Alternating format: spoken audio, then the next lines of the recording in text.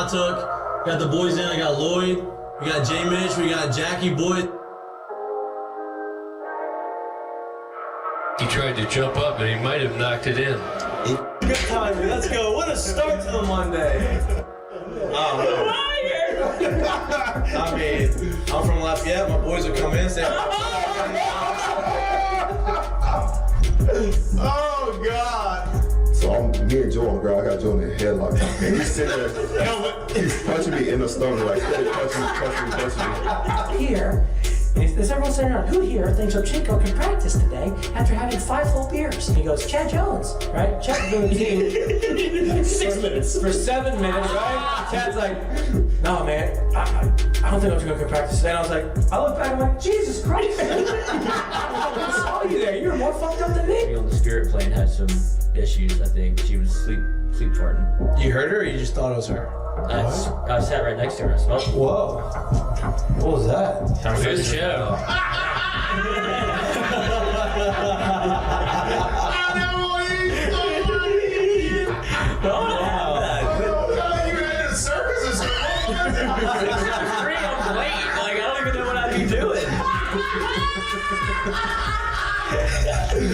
Now, when you do go to spring training, are you gonna bring your chinchilla and your turtle?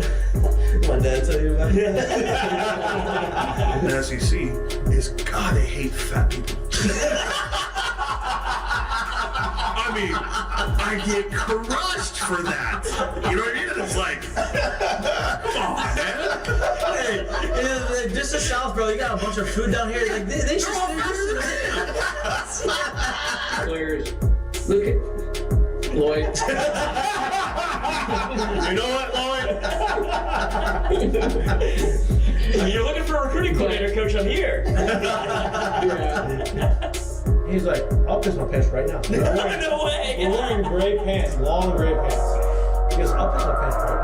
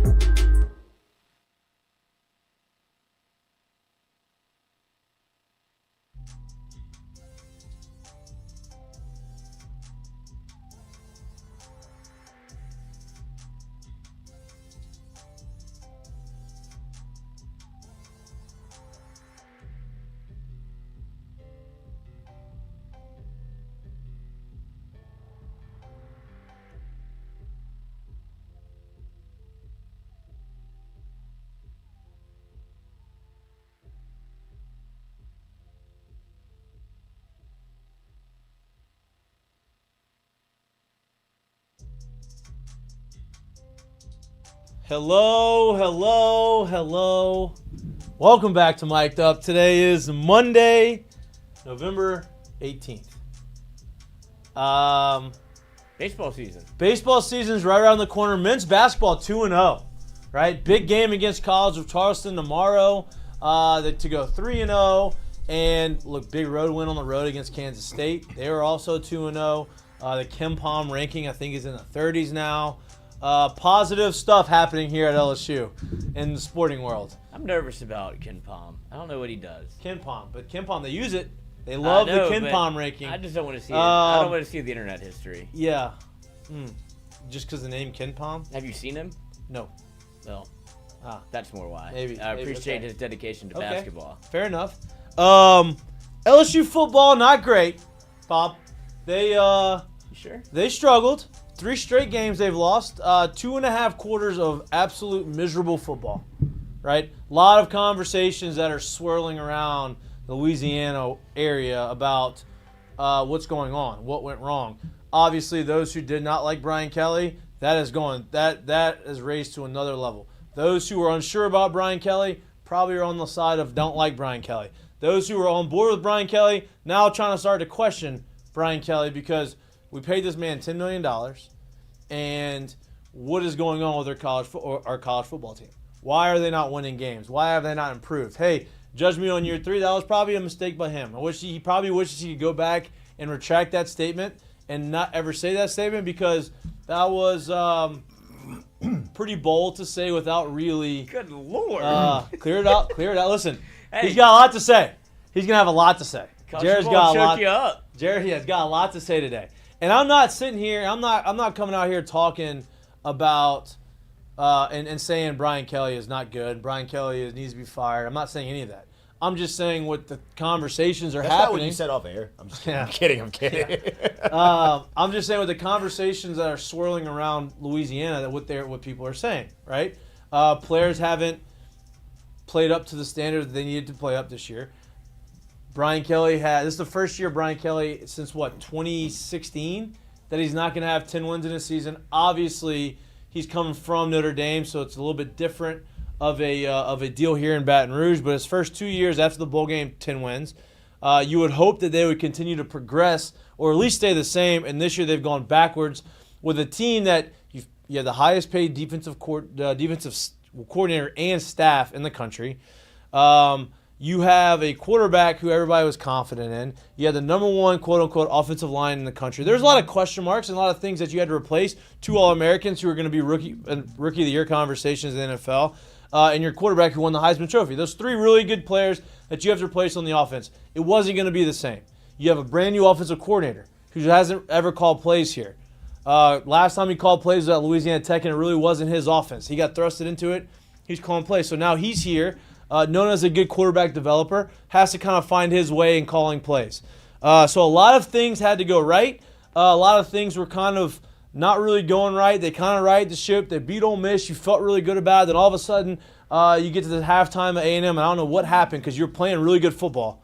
And then the second half of A&M, you collapsed. Alabama got boat raced. Florida was an embarrassment. Have to run the ball better. LSU ran the ball better against Florida. If you go look at the stats, the game stats, LSU time of possession was more than double Florida. LSU had 24 third downs, which that's an issue in its own. We'll talk about that at some point. 24 third down attempts, converted 13 of them. That's over 50% plus, right? They ran the ball. They're pretty balanced on offense. I want to say they had just around 400 yards of offense, and they ran the ball for, I think, 150 yards plus. Fourth quarter, Florida had the ball for 3 minutes. LSU had the ball for 12 minutes. Somewhere around those numbers, obviously, give or take a few seconds. Florida outscored LSU 14-3 in the fourth quarter and ran away with the game. So there's a lot of things that you say, oh, we need to do this, but it didn't translate into a win. Why is that? We're going to talk about that throughout the course of the show, but it's questions that need to be answered. It's questions that when you get paid $10 million a year that you cannot hide from, that you have to answer. And there's other conversations about who hired him. Right? People aren't happy with Scott. And, and Lloyd, we've had this conversation off air, and I'm not saying they're right or wrong. I understand this. I understand why they would say that. I understand, and you have every right to feel upset. I'm not by any means saying anybody should get fired because I don't believe they should get fired. There's a lot of momentum, whether you want to believe it or not, at LSU, and a lot of that momentum is going to be dependent upon the last 2 games of the season, how you finish. You're not making the playoffs. You're not making the SEC championship game. You're going to be in a toilet bowl at the end of the season, but that's okay. 8-4 is going to look a hell of a lot better than 7-6, 7-5, 6-6. You know what I mean? Like you don't want to lose 5 straight to end the season. You got to win the next 2 games. It's not going to make the season feel any better, but it's going to say, okay, hey, listen, we're going to finish this game. We're going to do this. We're going to at least have some momentum going into the signing day in December. And hopefully that is a positive because, hey, you had the number 1 top 3 recruiting class in the country right now as we speak. Now, is that everybody was up in arms because that kid decommitted from LSU right after the game? That guy decommitted like 2 weeks before, just without saying it. There's conversations and rumors about this guy flipping his commitment to Ole Miss way before he made the announcement that he was actually going to Ole Miss. It was just kind of salt into the wound type of thing. But if they can keep that recruiting class together, maybe that's, one of those things they can hang their hat on and move forward with. But it's going to be dependent upon the last 2 games of the season. On better news, Darren Rizzi 2-0 for the New Orleans Saints. Taysom Hill is unbelievable. It's amazing what happens when you use Taysom Hill. Probably the way you should have used Taysom Hill for the last 4 years. right? Hey, instead of just being the gimmicky quarterback and just running the ball from that one position and maybe throwing to you every now and then, why don't we use you all the time? Why don't we use you as a running back and as a wide receiver and as a tight end and as a personal protector on the punt team and as the guy who's sealing the edge on the kickoff on the punt return that was almost a touchdown and the guy who had a 42-yard kickoff return? Why are we not doing that until now? Darren Rizzi comes in, we start doing it. Now all of a sudden, we've already seen how good the offense is. Now, no, he's been hurt, a little banged up. That's one thing. But he was awesome. They're using him the way they need to use him. Now you have basically 3 running backs, but you have him and Kamara. They can share the load, right? All the other receivers, all the other wide receivers who are hurt, Marquez Valdez-Scantling. What a reclamation project. Wow! He has 3 touchdowns. Just throw the ball to him. He's going to 70-yard touchdown. Darren Rizzi, unbelievable motivator, apparently. It is amazing what is going on right now in New Orleans. And here's the deal. And I'm not trying to sit here and say, oh, my God, the Saints are going to be fine. Their schedule isn't that hard. The Atlanta Falcons don't like to win, apparently. They've lost 2 straight, and they could have had a chance to run away. Absolutely blown out. Blown out. They got rolled this past week. And listen, by a rookie quarterback, too. And I knew it. You know why? Because Sean's on the sideline. And Sean hates Atlanta, and Sean had dominated Atlanta while he was in New Orleans. And I think, I was like, man, this is – apparently Bo Nix is a real deal. And he is the perfect person for a Sean Payton offense. They go out there. They boat race Atlanta Falcons, right? So now Atlanta's lost 2 straight. So instead of – they're 6-3, I think. When they played New Orleans, they're 6-5 now. Now they're 6-5. New Orleans Saints are 4-7. So they are only 2 games back from the division, the head of the division, which is Atlanta Falcons. They got to go play. I think they play the Bucs one more time. I think they have only one more division game left. It's the last game of the year. It's the last game of the year, which it's usually that's what they do. They one division game, the last game of the year usually defines the season. But the Saints are playing good football. They obviously, they had some help. They only played the Browns. I'm not saying they beat anybody really good. They did beat the Falcons last week. When they played the Browns weren't good. Jameis Wilson balled out, threw for 400 yards. Their kicker stinks. Couldn't make 25-yarders. And the Saints do what they need to do to win the games. And at least they were playing good football, and it's motivational, and it's fun. And Darren Rizzi interviews are electric. Have you ever heard him? Have you heard him after games, Lloyd? He almost passed out after the first Yeah, but win. have you heard him after the games recently? Yeah, he talked about clogging the toilet. Well, that was the first game. I know, but I'm saying he set the bar very high for himself. Oh, no. And then he keeps he lands jumping every over it. single time. Mondo dude. Duplantis. He is electric. He's awesome. I'm not saying he's going to be the head coach. Oh, he is. I've seen this story a million times. It's been fun watching him do it. If they go and win 7 straight games to finish the season, I'm not saying they are going to do that, but if they go and win these next 5, how do you not give him the job? I don't know, but we'll see how the season pans out. At least it's entertaining to watch the Saints on Sunday. Ed Orgeron brought USC to a Rose Bowl. And then look, you go, interim coach, motivate the guys, come in, be the head coach, win a Super Bowl, and then you can leave. That's basically what O did here. Interim, got the guys motivated, kept the guys intact. 2 years later, won a Super Bowl, out. See ya. Well, you're skipping over a big part of why he's out. Yeah, I know. But I don't think Rizzi's got that part in him. You know what I mean? No, ears are too low. Yeah. Well, and here's the deal. Saints, if you win a Super Bowl, you're there for 25 years. Yeah. You know what I mean? You ain't leaving. So you're not. Even if you don't win a Super Bowl. You win a Super Bowl and you go 0-16, 0-16, 0-16. You're there for 20 years. I wonder if Rizzi runs on Poitras the way O used to run down Skip Bertman. Hello, lady. Baker. Hello, lady. I got your hand grenade. It's Taysom Hill. But Saints are entertaining. At least that we have that in Louisiana football. It's going to be sad day, I think, this weekend. I know a lot of people aren't going to the game because they're a little fed up with it. I will be out there. I'll be out there the last game of the season, too, because, you got to ride with the guys. I was out there in 3-9 season in 1999.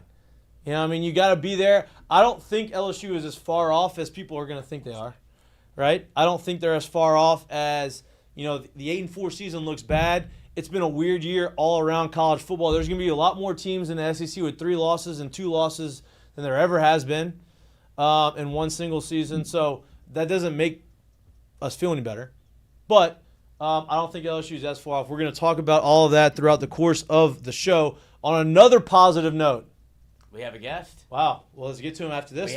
He's only here till 6:30. Okay. Last little thing on the Heineken headlines. Mik'd up parlay hits again.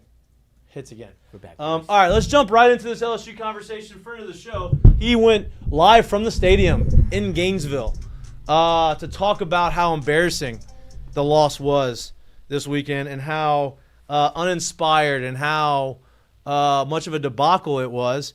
Friend of the show, guest of the show, friend of ours, Bryce Kuhn. Welcome back to the show, bud. I gotta get the audio. What's up, fellas? Can you guys hear me? Yeah. We can hear you. Can you hear us? I'm gonna get the echo fixed real quick. Give me 1 Perfect. second. Yeah, no, I can hear you. I just want to make sure. How you? I would ask how you're doing, but I'm gonna kill myself. No, we're good. 89 Listen, days till late. we're good. Look, basketball team's 2-0. Look like they're promising. They got things going. The Saints are now entertaining to watch on Sunday. The Falcons lost again for the second straight week. Saints are only 2 games out of first place. He's here. We have a finite amount of time. I know. We're But not he asked how we're doing. Okay. No, this is a disaster, unmitigated disaster. Let me for talk LSU. to you about this. Can you talk us through this whole thing? Right? You were at the game. It was embarrassing to watch on TV because it was a team that you should have beaten. It felt like you beat them in every single category of the game except for the scoreboard. Give me your take on the whole situation that we got going on here. Yeah, I mean, I started off kind of like my post-game rant about it. I think the biggest thing was you have to give credit to Florida because that's what a team looks like when you're completely bought in to what your head coach is in the midst of a bad season. And so you can say what you want about Billy Napier. You can say what you want about, DJ Lagway not being 100% healthy. That kid's pretty good, and he's going to be pretty good for a while in a Florida uniform. That being said, this was, and I put this in my column today, and I kind of talked about it after the game, complete and utter failure from a program standpoint. If they'd have lost, this game, I don't know, but you should have lost the game. Like losing to Alabama was okay, you lost, but obviously the way you lost was just embarrassing. If you would have lost close to Alabama, people could understand. You come off that one, terrible taste in your mouth, and you don't even. It just felt like you just started lackadaisical. And I think that's what's ticked a lot of the fans off. Is like there's just not it just feels like it's just this go through the motions. We get to these post-game pressers, and for lack of better words, I mean, Brian Kelly, and he's not going to throw players under the bus, and I respect that. I think a lot of those conversations and things need to happen behind closed doors to a certain extent. Lloyd thinks he does, though. And when I say throw him under the bus, not specifically calling out specific guys. Right. Like he's not going to sit there and say, like, certain fans want him to say, hey, Sage Ryan is not good. Well, he's not going to say that. That's not that's not how you handle things. But I'll sit here and say it. They're not good. This defense is not SEC caliber. It's one of the weaker defenses that I think LSU has had in a while, and it's becoming too trendy that we're talking about that too. Right? I mean, it feels like we're so far away from this unit just being someone that can dominate you to the fact of where they're just not good. And I'm not even going to continue to pick on the defense because it feels like it's a dead horse at this point. They don't have the personnel. There's a reason that you have Division II transfers playing. There's a reason you have an FCS player as your number one corner. All respect to these kids for working their tail off, but that's the reason that they are now. Like that's why it's not good. And so when we praise them when they do things well, we need to keep in mind that you can't put the cart before the horse because they're also not very good when things go bad, and it's pretty bad. But offensively, man, I mean, I've never seen. That's got to be the most disappointing thing, right? Offensively. I've covered ACC football for 3 years. That is this span of offensive football is some of the worst I have ever watched. And I'm not even going to single anybody out. It's play calling, it's scheme, it is decisiveness in the pocket. I mean, Garrett Nussmeier, you can say all you want about him and his heart and his courage or whatever you want to talk about. He has no idea like what he's doing in the pocket right now. Like, and I'm not saying he doesn't understand how to play quarterback or that I wouldn't know better. He is so mentally shot right now that they don't feel comfortable doing anything. Nothing comes easy to this group. The outside zone works, and you don't really utilize it all that much. You've got a tight end who I've said repeatedly is. I think Mason Taylor has the ceiling of a Pro Bowl tight end. I think he could be that at the next level. Completely underutilized, in my opinion. You just have a lot. It's just there's no rhythm to anything. Everything this team has to do offensively, it feels like it just becomes so hard for them to be able to do anything. And I think, Saturday was just a microcosm of, Florida was playing above themselves. Home crowd was rocking. I mean, it was a great atmosphere from a college football fan standpoint.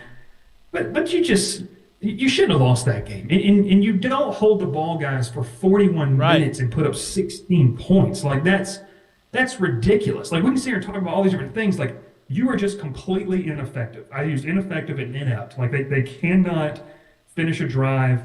When they get into the red zone, I was talking with someone about this today, and I'll throw it back to you guys. Red zone to me is 50% execution and it's 50% play design. So you can blame players for not executing, but you also got to put some of the blame on this coaching staff in terms of drawing up plays. They drew up one good one.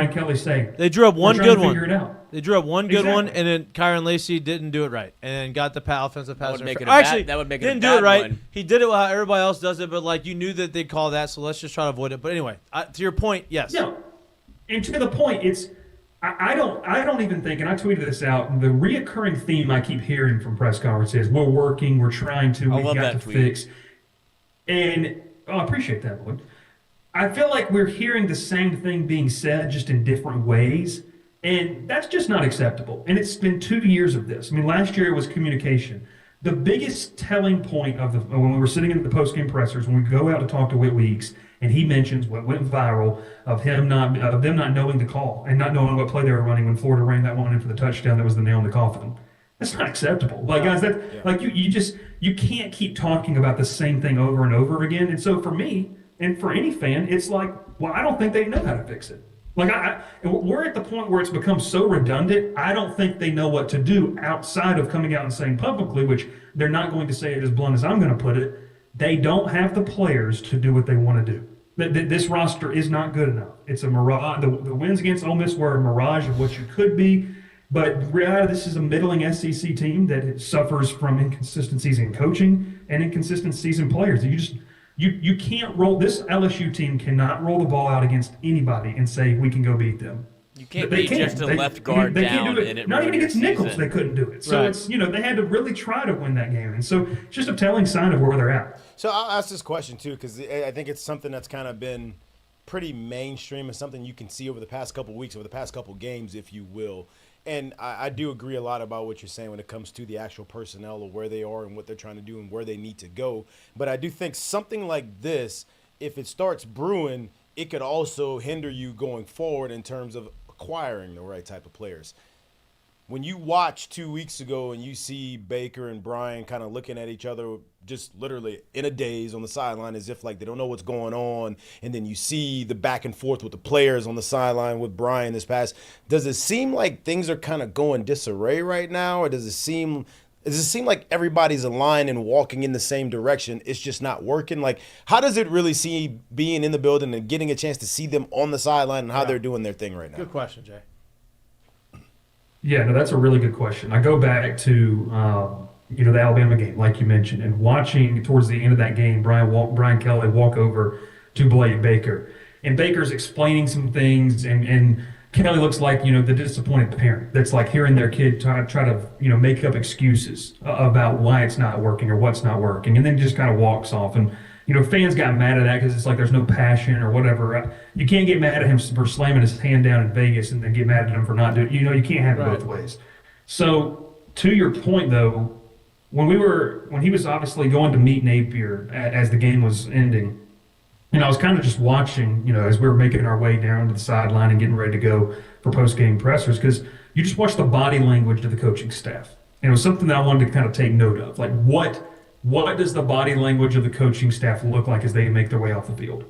Bo Davis was just kind of like, I don't want to say whatever, because I can't speak to what's inside the guy's head. Bo Davis was just kind of, walking off. It kind of just felt like, same thing, like same thing, different day type of thing. Blake Baker walks off and just kind of head down. He does the scratching the head. Kelly does the same thing. Frank Wilson, kind of a solemn walk, back to the locker room. And to your point is, I don't think they're going to come out and say it. And I do not want to say that there's not issues with how they coach. I do believe there is.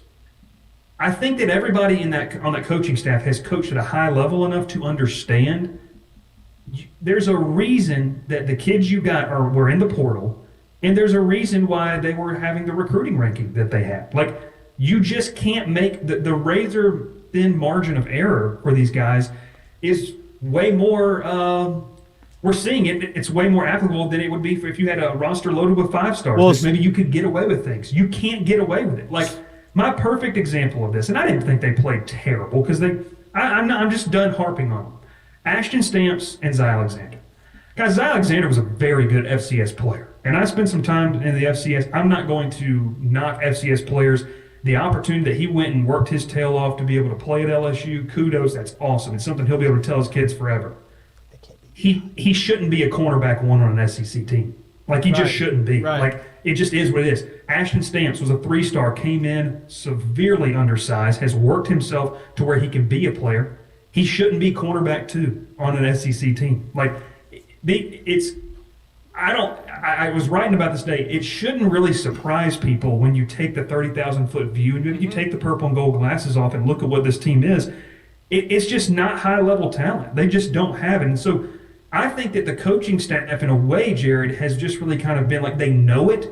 You can only keep saying, we got to put guys in the right position so many times. It's up to the players to execute, and they're not. I mean, there are some horrible plays, run-fitting-wise, that you go back and watch. I mean, look, he's a Baton Rouge kid, and I'm going to say, like, Jordan Gilbert, oh my gosh. Like, him playing the safety position, he flows way too over the top in terms of playing the run. And I'm not sitting here saying that I'm some defensive run-stopping guru, but at some point you've got to be able to call a play and count on your players to execute it. I don't think Blake Baker's a bad defensive coach. I just think that you can't keep saying there's a disconnect. Either the players are not good or the coaches are terrible. And well, it feels like the second coaching staff with these players. It feels like the disconnect.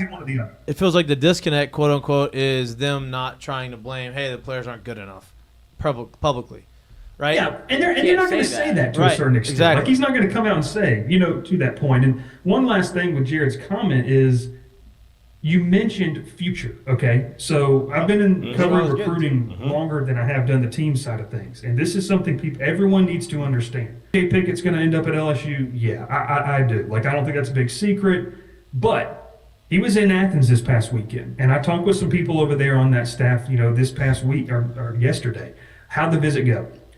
They said, well, man, it went well. Like, we feel like he's pretty solid, to LSU.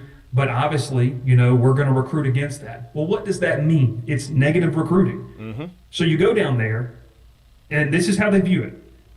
So, DJ, you go down there, and maybe you don't get developed. Like, maybe that DBU thing is something that's never going to come back. Maybe that was just something, it was this stretch run that they're going to look back on and say, hey, there were heydays. Like, those were the heydays. For sure. Can you absolutely guarantee you're going to be developed like that? Where you come here, and you start to look around, Athens at guys that they're putting in the NFL, and on the defensive side of the football, it's negative recruiting. Right. And so every school does it.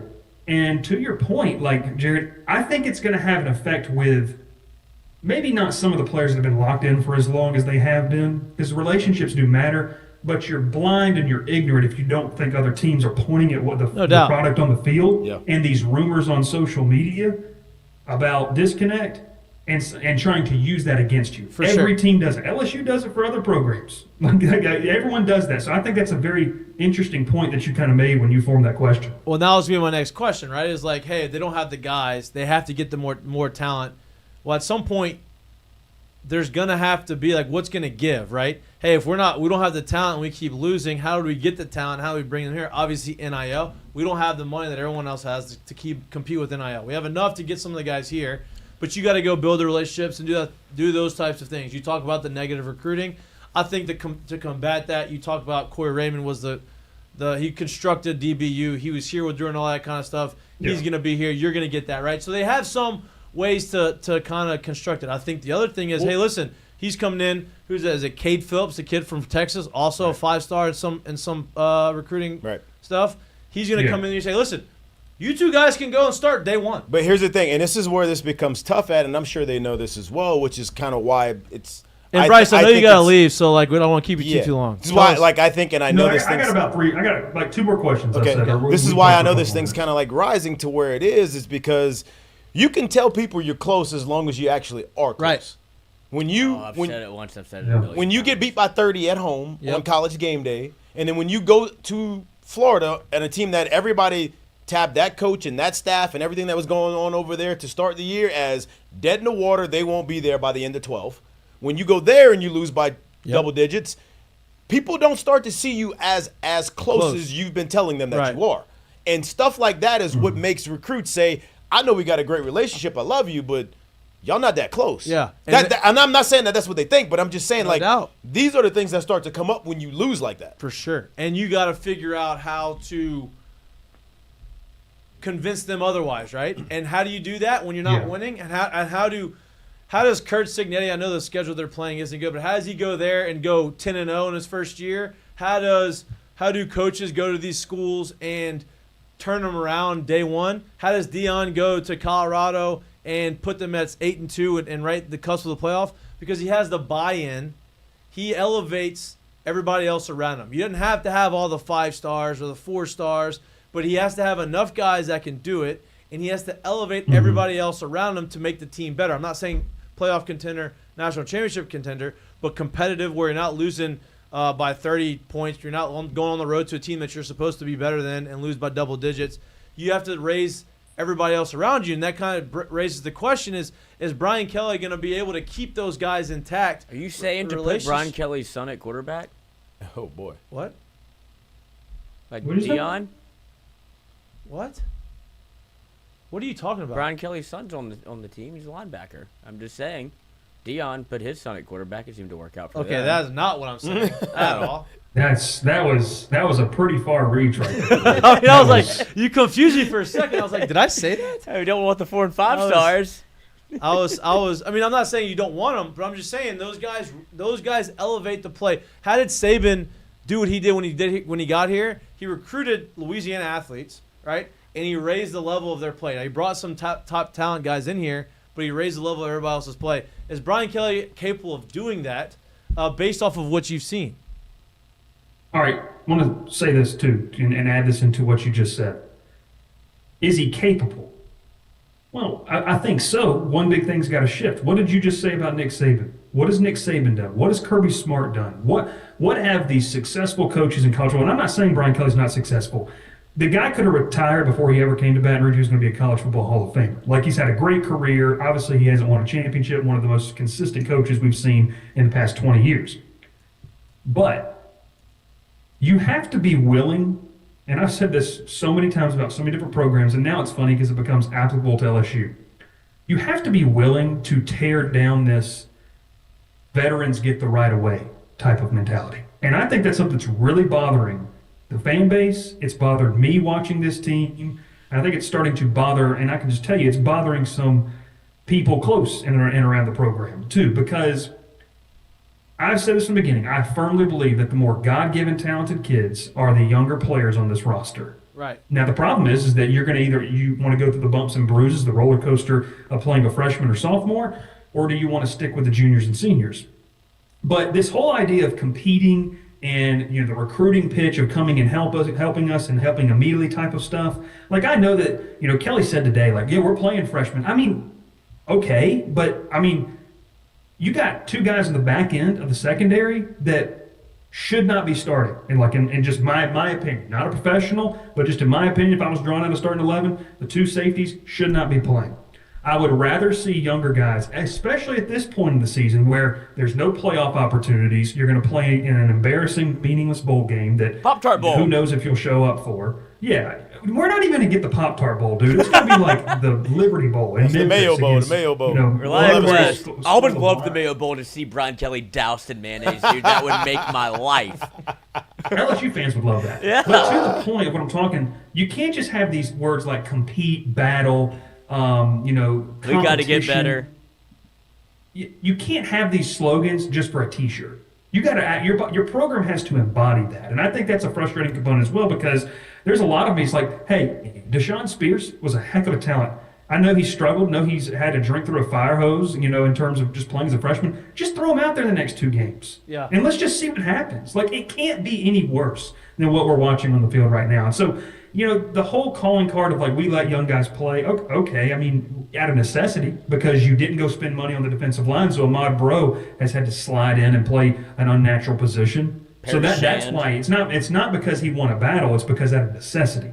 That's why young guys are playing, not because they've lined up and won a battle against a veteran guy. And I just think at this point, you've got to change something. You can't just continue to beat your head against the door of playing guys because of seniority and just hoping something's going to change. Like, I'm not saying you can't teach an old dog new tricks. Braden Swenson and Savion Jones have improved their game, but you've got a data point for this season now that says these guys have not improved and pretty much the same player they were last year. So to your point, can he elevate it? Sure, but I think that he's going to – 2 things I think Brian Kelly has to do. One, you got to break that. You got to have the mentality of, I don't care if you're a 5th-year senior or I don't care if you're a 5-star recruit. You all come in here, you compete for your job. That would be number 1. And number 2, I'm not high on what next season looks like just in terms of – I don't know. I think this team has some serious holes heading into 2025. You've got to change your entire perspective on working the portal in NIL.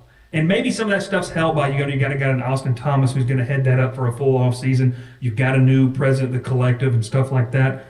But you got to dive in. Like, you cannot just sit on the sidelines like you did last year and say, well, we're not going to do that. Okay, well, that gets you beat by a bad Florida team on the road when you don't do that. That gets you embarrassed against an Alabama team at home in your biggest home game of the season. That leads to a second half collapse, in A&M. That also leads to Nichols having some kid run all over you that grew up, 10 minutes from the stadium or whatever he did. I mean, it's just those are the 2 big things. If he's going to elevate this program, those are the 2 things that he has to change about himself and the way he does things. All this talk about this process, it's failed miserably this year, in my opinion.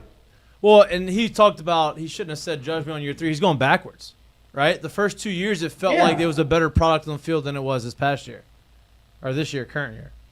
Let this man go. No, I agree. He's got to go. He can't go. Oh, yeah, you got to go. Yeah. Yeah, Bryce. I thought you meant Brian Kelly. He's been saying the other way around, so we wasn't sure where that was coming from. Yeah. I appreciate you, dude. The real BK has to go. I don't know what he's smoking. We'll have you on. We'll have you on again. We appreciate your time. I know you got to go. Yeah, man. I can't wait to preview Diego Pavia coming here singing, right to the student section. That's going to be awesome. Yeah, it's going to be great. It's happening. We're going to lose. He's going to eat it up. We may lose. Vanderbilt 6-6 Liberty Bowl. Let's go, boys. Yep. See you, bud. Later. Gainesville did a number on you guys. He was there in person. Let's be real. He's not listening to this right now. Bryce Kuhn's a plant. He's a Georgia fan. You think? Wants to. This is his opportunity to kill LSU, and he's taking full advantage of it. Listen, I understand what he's doing. If I had to cover Georgia, if I had to cover Clemson, if I had to cover, he's not wrong. He took some. There were some stretches there for sure, but he's not wrong to think that there's going to be other teams trying to poach our recruiting class because it's all top guys, right? Do I think that they are going to get them? They're going to get some. The guy left to go to Ole Miss. He's from North Louisiana. You might as well be Mississippi, right? Like those guys in North Louisiana, a lot of those guys go up there to Ole Miss or Alabama or all those other schools. And so he's interior offensive lineman. Obviously, he needs some of those guys. But he ends up – you're going to have a couple guys. I think that they are going to be able, for the most part, to keep their recruiting class intact. So the recruiting class, the high school recruiting class, I think they'll keep it intact, and I think they're fine on that situation right there. I think the really dicey spot where LSU is right now, and what they don't know, and what's going to be hard for them is how much are you willing to dip into what is now free agency in college football? How much are you willing to compete dollar for dollar wise at the top end of this, or not even just willing? Can you compete? Because Bryce alluded to it, and he's so right about this. You're going to lose a lot of O-linemen. You're going to lose some very key positions on this team. And you're going to be asked to be at the top of contention again next year. You're not – I'm sorry, but I'm sorry. It's not going to happen with Bryce Underwood as a starter, and it's not going to happen with one DJ Pickett as a corner and the Cade Phillips guy. You're going to need more. Right. So where is it coming from? you're going to have to go get those guys. And that's the spot right now where, from what we've seen, from what Brian Kelly has said about it in the past, they're not willing to pay for the big guys. Are you willing to pay for it to go get those guys? That's what if there's a shift there or there's a growth there, however you want to look at it, I think that's when LSU becomes back to the spot of real contender. But they are at a spot right now where, like we talked about in the past, where it's not – I'm not saying your team needs to be filled with 40% of transfers or guys that are coming straight to get a check, if you will. But you're going to have to top this roster off, and this roster needs some very top-end type of players, which is hard to get. And they don't come for cheap. And we're wondering are they willing to do that next year? And that's kind of where, this thing, it'll be seen, because that's where you're at right now. Here's his quote from the press conference today. Brian Kelly, do not want a program that is built on the portal. There needs to be the right mix and balance. No, he's right. 100%. I agree. I agree. But people are clamoring for, and by people I mean the LSU fan base that is doing a lot of reaching as of right now to where you have to fix it immediately with portal everywhere, portal this, portal that. No, that's not. We've seen that. First 2 years we saw that. Look at Florida State. Right. It doesn't work. Well, the first year it did work. Yeah, but the second year it didn't. It's right. Just it's not worth it. It's not now here's worth my it. next question. Unless you go if you didn't have Bryce Underwood, like the one place the portal works, and it worked for LSU twice. One was a graduate transfer in Joe Burrow, but the transfer portal in actuality was Jaden Daniels. Yeah. The thing is, if you can go find a quarterback. Well, no. The thing is, but you don't need one. The thing is, the portal works. Here's how it goes. Much like free agency every year, you don't always have a Bryce Harper that's available every year. You don't always have that kind of top of the line guy that's going to be available every year. So what's in the portal is what's in the portal. Mm-hmm. You get what I'm saying? Like, they're not always going to be that guy. But with that being said, if I told you every year that you had to operate with 50% of portal money, free agency money, or whatever it is what the top 10, top 5 clubs are in the country are doing, you would probably tell me what's a good chance it's going to be hard for me to beat them, right? Mm-hmm. Yeah. Is LSU going to step that up? Can they step that up? Right. Will they get to that number? And are they going to value one or two guys that they're going to spend the majority of their money on? Right. Right. And now, how are you going to allow it? And here's my next question. Does this situation that we're in right now, does this make them want to keep Nussmeier or have Underwood come in and be the starter from day one?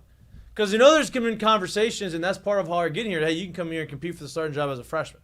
I think deep down they'd rather have a guy who's got some time, right, and is not a true freshman playing quarterback. We've seen how that works, right? Lagway's gotten better, but they're not a good team, right? Nico's a redshirt freshman. He's gone through his bumps and bruises. He's been on the team for 2 years now, right? And so he's getting better, but he's not. And Tennessee was there, but Tennessee's defense is world class. So they had some other help, but they're not doing what they probably want to do offensively. Does this make that decision different? Does it change it? What do you think they want to do? Do they want to keep Nussmeier there, or would they rather Underwood be the starter? So are you asking that if Nussmeier says, I want to come back, that you're like, no, you can't?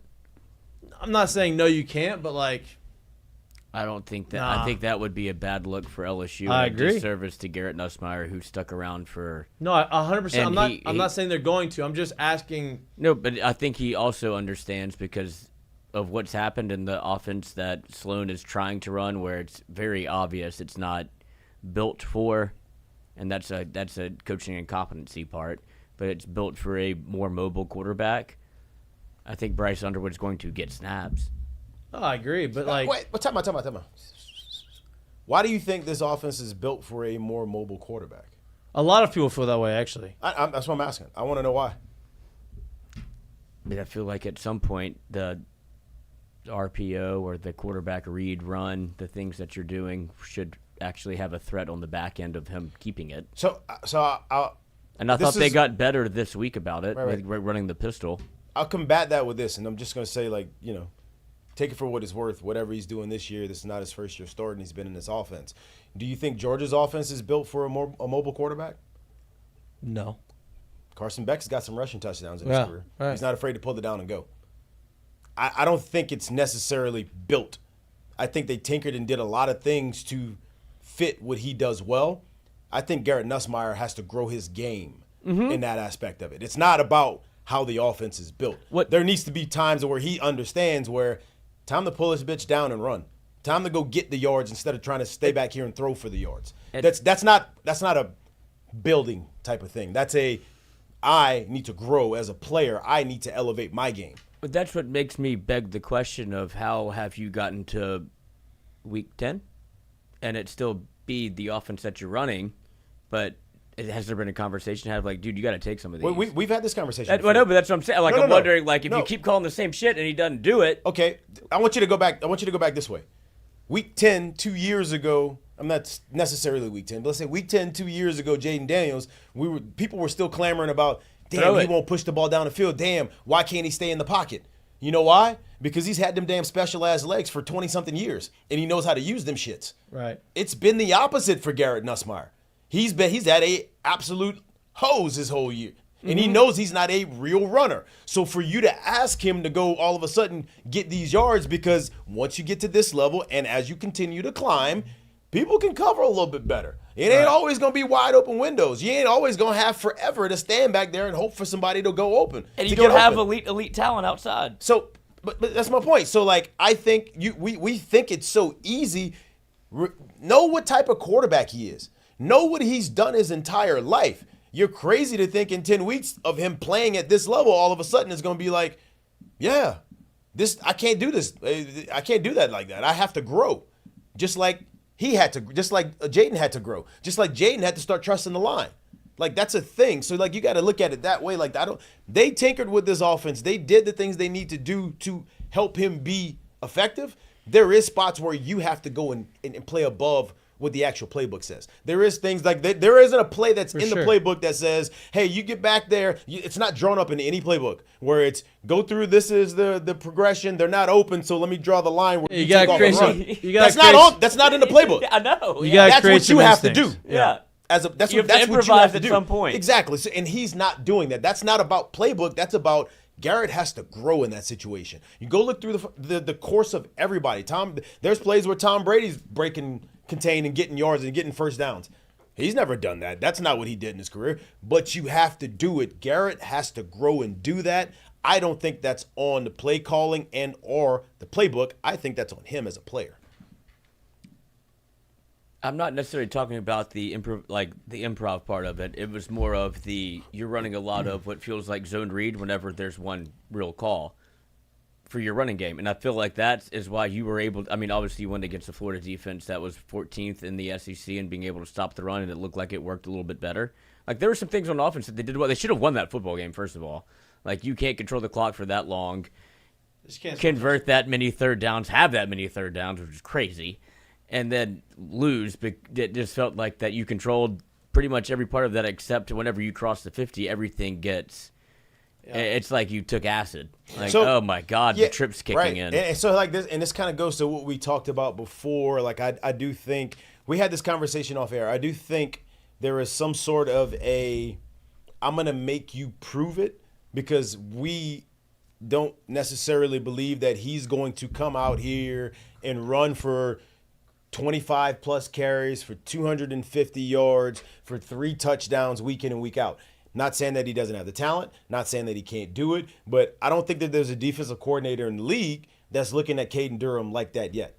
Right. And it's not about talent. So with that being said, is if we never have to bring down and rotate down safeties, and we're always playing with an advantage in the pass game, it makes it tough for you to get into the red zone, and they don't have that player that's no longer being able to play back there, and you're having to do these kind of things like that. I think that's the part right there that's making it different. If you want to think about it, like for me, if you went back and probably watched 2009 tape, there's probably a lot of things that Clyde was able to do because they were scared as hell 2019 about tape. About Jefferson and Chase on the outside. Right. So we got to cover them. They were scared as hell. I'm just being straight up. Like, I'm not trying to be funny. I'm not trying to talk about anybody. Who right now in our receiving core? No, nobody. Is any defensive coordinator saying, I'm scared as hell about what he can do? We got to make sure to give him some help. Nobody. I'm just being honest. So if you don't see a winner, like a legit winner on the outside like that every down, it makes it really tough for a running back to basically kind of go do his thing like that, because if they don't have to rotate down and now they're never playing at that advantage and they're trying to make you dink and dunk them all the way down the field, it becomes tough. It's a hard thing to do. I mean, you can see it in the way that the offense is what you saw from against Florida. Like, when you're having to run 14 to 16 plays and you're not being able to really get close to scoring, you're dinking and dunking. And that's what, I mean, there was a part of us that said this is what you want to see Garrett Nussmeier do. So it became okay, this is, if you're not be able to run the football, and I do think this is a bigger issue of what happened in the offensive line. You lost Miles Frazier. You lost, I mean, Tyree Adams came back from a goddamn sports hernia out the hospital bed to come give you some snaps. Right. Paul Mbanga has been getting shoved around. Your center's a redshirt freshman. So you had 3 redshirt freshmen in the interior, where that makes it really hard to either run the football A or play quarterback B. No doubt. And look, there's a lot That's the real issue that nobody's like, it's not, it's hard to play center. For sure. And I think that he's the worst rated center in all of college football. I'm not trashing him. It's just, no, they're attacking him. They are taking advantage of that. Look at the first half and second half versus Florida. They made an adjustment, like blitz both A gaps and see if they can figure it out. No doubt. Taking advantage of him, right? So that's what Bryce said. It's not just one person. It's not just the defense. It's not just the quarterback. It's not just the play calling. It is all of it, right? They have, key injuries on those positions that, we don't have the depth yet to be able to go and fill them in, right? Offensive line's tough, right? You don't have it's like the NFL. Okay, guy gets hurt, just plug this guy in the guard, and he's going to know exactly what he's going to do. He's going to be able to do it.